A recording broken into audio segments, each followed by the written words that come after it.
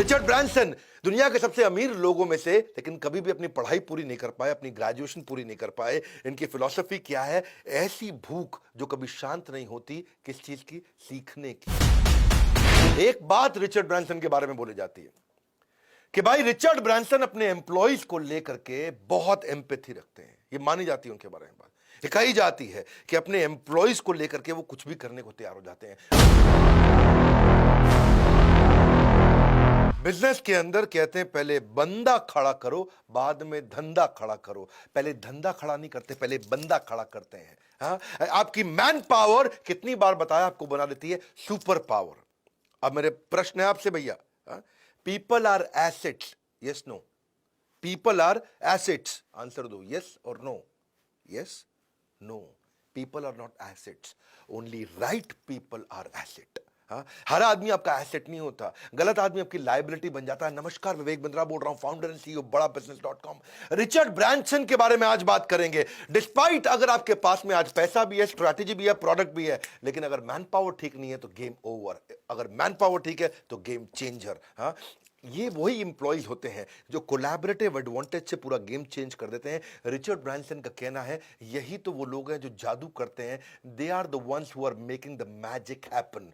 यही लोग हैं वो जो जादूगर जो है ना आपकी कंपनी में, आप नहीं, आपके एम्प्लॉइज हैं। रिचर्ड ब्रांसन एक ब्रिटिश बिजनेस मैग्नेट और पावरफुल इन्वेस्टर, 400 से ज्यादा कंपनीज उनकी। He was नाइटेड by the Buckingham palace. जैसे हमारे यहाँ पद्मश्री, पद्म भूषण होता है, पद्म विभूषण, भारत रत्न होता है, ऐसे ही वहां knighthood, नाइटेड by the royal family. Richard Branson दुनिया के सबसे अमीर लोगों में से, लेकिन कभी भी अपनी पढ़ाई पूरी नहीं कर पाए, अपनी ग्रेजुएशन पूरी नहीं कर पाए। इनकी फिलॉसफी क्या है? ऐसी भूख जो कभी शांत नहीं होती, किस चीज की? सीखने की। इनसेशिएबल एपेटाइट फॉर लर्निंग। ये ज्यादा पढ़े लिखे नहीं थे, लेकिन इनकी फिलॉसफी क्या है? Extraordinary service to first employees, second client. पहले एम्प्लॉय की एक्स्ट्राऑर्डिनरी सर्विस, उसके बाद क्लाइंट की एक्स्ट्राऑर्डिनरी सर्विस। उनकी वर्जिन एयरलाइन हवाई जहाज उन्होंने बहुत उड़ाए हैं, वो बहुत सफल इसीलिए हुए क्योंकि वो उनके नेचर का एक्सटेंशन था। एक बात रिचर्ड ब्रांसन के बारे में बोली जाती है कि भाई रिचर्ड ब्रांसन अपने एम्प्लॉइज को लेकर के बहुत एम्पैथी रखते हैं। ये मानी जाती है उनके बारे में बात, ये कही जाती है कि अपने एम्प्लॉइज को लेकर के वो कुछ भी करने को तैयार हो जाते हैं। और जो प्रेम उन्होंने एम्प्लॉइज को दिया, वही हवाई जहाज में उनके क्रू ने प्रेम पैसेंजर्स को दिया है। जो उन्होंने अपने एम्प्लॉइज के लिए किया, वही उनके एम्प्लॉइज ने उनके कस्टमर के लिए किया। इसकी प्रॉब्लम क्या थी? डिस्लेक्सिया से पीड़ित थे, बचपन में पढ़ लिख नहीं पाते थे, वही दिक्कत थी। लेकिन ये इनके फेवर में चला गया क्योंकि ये दो क्वालिटी बिल्ड कर पाए डिस्लेक्सिया के चलते। पहली डेलीगेटर बने, दूसरी लिसनर बने। डेलीगेटर क्यों बने? पढ़ने लिखने में दिक्कत थी, तो खुद पढ़ते लिखते नहीं थे, खुद काम नहीं करते, दूसरों से कराते थे। उसके चक्कर में डेलीगेटर अच्छे बन गए, लोगों से काम कराया, ऑर्गेनाइजेशन बड़ी हो गई।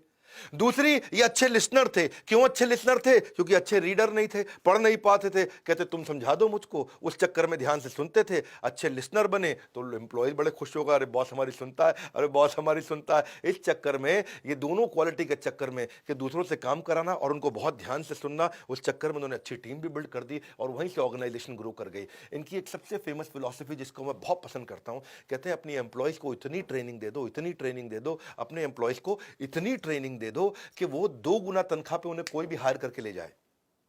अच्छा, इंडिया में ये बात बोलो तो सन्नाटा छा जाता है। इतनी ट्रेनिंग दे दो एम्प्लॉय को कि 2 गुना तनख्वाह पे दूसरा आदमी हायर करके ले जाए, लेकिन उसके बाद उनको इतना प्रेम दो, इतना प्रेम दो कि 5 गुना तनख्वाह पे भी कभी छोड़ के ना जाए। हाँ, ये है मेन मुद्दा। ट्रेनिंग तो खूब दे दो कि डबल सैलरी पे भी चला जाए, डबल सैलरी को तुरंत मिल जाए, कोई भी आए डबल सैलरी पे उसको उठा के ले जाए, लेकिन प्रेम इतना दे दो कि 5 गुना सैलरी भी दे तो छोड़ के ना जाए। ये थी इनकी फिलॉसफी।